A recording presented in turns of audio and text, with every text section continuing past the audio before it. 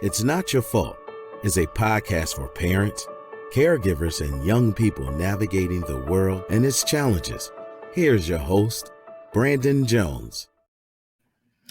Greetings, everybody, and welcome back to It Is Not Your Fault, the podcast where we look at teen mental health, helping parents, caregivers, and young people navigate the world that we live in. But before we dive into today's content and topic, let me tell you about my friend, Houston White. So, Minneapolis holds a special place in entrepreneur and designer Houston White's heart. It is where he got his start. So whether it's launching the Get Down Coffee Company or his new Houston White for Target collection, Houston takes immense pride in giving back and inspiring those around him. Watch Houston discuss turning passion into reality and the importance of lifting the community up on Target's exciting content series, Black Beyond, now playing on youtube.com/Target. So make sure you check that out after you check out today's podcast, because on today's podcast, what we're talking about is the fix me culture that a lot of mental health professionals and therapists receive when parents and caregivers bring their young person to therapy. And I wanted to talk about this because this is something that we're probably going to touch on many different times over the course of this podcast, because a lot of parents want their child, quote unquote, fixed. They want the bad behaviors, the talking back, the eye rolling, the attitude, the isolation, the overconsumption of food. They want these things ended and stopped, and they want the therapist to be that magic ticket, that golden ticket that gets the job done. And it doesn't always work like that. And sometimes that type of attitude towards therapy, towards various different interventions, can set up the young person for failure and the therapist, and sometimes even the caregiver. So we're going to dive into that today because it's something that I heard. And the reason why I wanted to bring this to you is because I was having a conversation with a frustrated parent a few days ago. And she reached out to me and she's like, Brandon, I don't know what to do with this boy. This boy is getting on my nerves. I gotta talk to his dad. His dad doesn't know what to do. We are at our wits' end with this young man. And this young man was 13 years old. He just started the 8th grade. And he hasn't really, he's not a bad kid. He hasn't started any trouble or anything, but they just seem like he's just very nonchalant. He's not as engaged. And I've had some conversations with her about her son before, and I've also talked to her to his father, her partner, about him as well. And they're both kind of in this place of we need him fixed. So they were like, give us a therapist recommendation to fix him. We know you're busy, so we need you to find somebody to fix this boy. And my response to her was a response that I've had to have with a lot of parents when I practice clinically, is that sometimes the things you want fixed, the behaviors you want fixed, it takes time and it's a process. And it's not about fixing, because what therapy is set up to do is to help people figure out coping skills, better understandings, and more emotional control to quote unquote help them fix themselves. But I want to change the language around fix, because I think if we try to fix people, we're going to set them up for failure. Because we need to understand that fixing means we want to end to a solution. We want to reach a destination. But when you're in therapy, when you're part of various different therapeutic treatments, it's about the journey. It's not necessarily reaching the destination. It's about developing those coping skills so you can keep moving forward. So fixing a person is difficult because people are human beings. We have different life experiences. We have different worldviews. We have different responses to things. And sometimes those responses change when we have new information, better ways to deal with things, great support systems, different outlooks on life as well. So I want us to really think about when we say we want something fixed with a human being, what are we really saying? And what those parents, what those caregivers are really saying, and even sometimes those young people, what they're really saying is they want some relief. They want to have a different outlook on life. They want to have a different outcome. And those are different types of things as saying fix something. And the reason why I said it sets us up, it sets the therapist up because now the therapist feels like they have to achieve a outcome or a goal that's pleasing to the parent. Which means what? Which means you're overlooking the young person and what they're developing and going through, because you want the parent to be satisfied with the level of treatment or service that you're giving them. And then with the young person, it doesn't do well for the young person because now the young person feels like they have to get to a certain place to meet the parents' demand as well. So it's not about their healing journey and their process. It's really about what the parent feels is right, and if the parent is seeing the outcomes that the parent wants to see. And one of the reasons why it may set up the parent for failure is because the parent's perspective is they want, whatever behavior to cease. They want it to just end and be over. And since that's the case, you want it to end and be over. If you don't see that, or if you see just a minimum of shift or change take place, you can get very frustrated very quickly. And this is one of the things that we have to be very mindful when we're approaching therapeutic treatment for a lot of different young people. So with that, I want us to change the narrative from fixed to something else. So let's think about this. What could something else be? What could that something else be? What are we really saying when we say, let's fix this young person, fix my child? Well, we want to say, let's see this young person get better. That's one thing we can say. We can say, let's gain some skills so this person doesn't have to deal with this. Or we can say, how do we help this young person move beyond what's going on? Those are just three things that we can easily say to help us move beyond. And this is so important in this particular day and time because of what's going on around us. A lot of people don't know what is affecting young people because there's not just one cause at this point.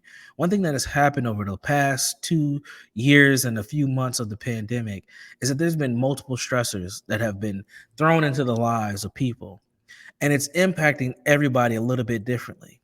And with young people, what we know is the way that they interpret and understand and articulate their emotional states isn't always the clearest. Now, some young people can. They can tell you, I don't feel good. I have a lot of anxiety. Or they can tell you, I'm depressed or I'm angry. I'm frustrated. But a lot of times, young people will act out what's going on. And when you have, issues at school because your school lunch isn't, as tasty, or you don't have as many options, or you've been isolated from your friends, or the homework is too difficult and you're afraid to ask for help, or your parents are arguing and fighting, or you can't keep your room clean, or you broke up with your girlfriend or boyfriend, or whatever young people have going on in their lives, that can be overwhelming. And if they don't have the words to articulate how to deal with that, they'll just act it out. And then when they act those things out, here you come as the parent and caregiver, you parachute in to save the day. And you say, you know what? We're taking you to therapy. You're going to go talk to Brandon. You're going to go talk to Anissa. You're going to go talk to somebody who can help you move forward. And when you take them to therapy and you're like, I need this thing fixed. Well, there's so many pieces to that puzzle of what you want to fix. It's kind of difficult to know which one to address. So understanding is one of the key things for parents, caregivers, and young people to have about whatever particular issue or issues are going on with the young person. Because that's where we start, is the awareness and understanding of what is going on. So once we figure out what's happening or what are those multiple things that are happening, now we can address various different skills, coping skills, and approaches to deal with those things. And once we approach those things, then we are able to move forward a lot better. Now, when we're moving forward and we're working on these things, it takes time. A lot of parents, they want that fix. They want that instant, that that microwave solution, that drive-through solution to therapy, and it doesn't always work like that. It takes time because a young person needs time to develop healthy relationships. They need time to understand what work they need to do. They need time to articulate to you what's going on, and you also need time as a parent and caregiver in order to kind of see the progress that's being made. Even though you want that quick solution, it's going to take time and some patience on your end as well. So as we continue to move forward, as the coping skills and the understanding and awareness is developed through the therapeutic treatment, you will start to see things get better. Now, will it fix it? Maybe so, maybe not. But what you want to see is progression. And that's the key to all of what we're talking about, is how do we help young people progress? Now, if you're a young person and your parent is putting that pressure on you to be fixed in therapy and to get right and to do better, how do you articulate to them, like, this doesn't feel good? What should you say? This is when you invite your parent into the therapeutic dynamic, into the therapy session. I would say, hey, I would communicate it to the therapist. Hopefully you built a relationship with your therapist or the person that you're working with, where you can say, I would like my parent or my caregiver or parents or caregivers to join us for a session so I can talk to them about what's going on. Always feel free to use your therapist or your counselor as a buffer.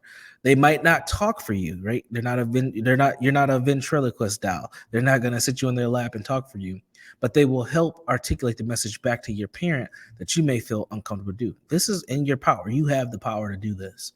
So utilize that person to be kind of a buffer or a third party to assist with the conversation. Make sure you tell that person what you want to say so that they can, during the conversation, they can make sure that all your points come out. Because, when your parents are in the room, it's a little different, right? You may get a little anxious, a little nervous. You might not say all the things you want to say because parents usually dominate the conversation. So make sure the therapist is clear on what the things are that you want to articulate. Then once you get to that session and you're able to have that communication, speak your mind freely, be respectful though, don't go crazy on your parents. And hopefully the therapist is skilled enough to make sure that you're able to verbalize everything you need to and then get your parents' perspective. So they kind of play like a referee in the middle of the conversation and dialogue. That helps you. Now, hopefully that conversation will end with some sort of resolution and openness where the parent and the young person, or the parents and the young person, can communicate with one another outside of the therapy space. So there's always a channel of dialogue in order for us to understand what is happening, what is going on. That's the goal. That's what helps with the fix it piece. Again, it is a journey, it is not a destination. It's going to take time and process as we go. Now, let's say you're a young person who might not have a therapist or a counselor. You might not be in that dynamic, but you still want to articulate to your parents what's going on. What I would say is lean into your culture. As a young person, you use technology. Find the best way that you can articulate yourself. That might be a text message. It might be making a TikTok video so you can express to your parent what's happening. You might also even want to just write them a note. I mean, that's not necessarily your culture these days, but handwriting a note is great. You might want to make them a video and send them a video message. You may even want to FaceTime your parent and just say, hey, there's a lot going on. I don't quite know what's going on with me, but I just want to let you know this is what's happening. Don't be afraid to talk to your parents. Your parents are there to help assist you and guide you. And if you have that relationship with them already built, great. But if you don't, this may be an opportunity for you to just say, something's going on, I need a little help. And parents, when your young person comes to you and they let you know that something's going on, they need a little help, don't panic. It doesn't mean that it's a call for crises, not just yet. But what they're saying is they want you to know that they need a little assistance, and that's your cue sign to do something. So you're probably wondering, what should I do? Where should I go? How do I get help? Google's your friend. Always Google local folks within your area. But don't be afraid to reach out to me at ShalettaMakesMeLaugh.com. You can reach us there. If you need any tips or you need any referrals for therapeutic treatment, you can definitely go there. You can also find me at www.jegna.org. That is jegna.org, where you can reach me for more referrals or other tips and tricks. You can always come back to this podcast and get some tips and tricks as we go. So with that, I want you all to remember that, you may not be the problem, but you definitely can be the solution, and you can support the young people that are in your lives. But in order for you to be an effective factor, you have to take care of yourself as well. So with that, we're going to wrap up today's podcast, and we'll see you again soon. So be sure to check us out. This is It Is Not Your Fault, a mental health podcast for understanding teen mental health. Take care.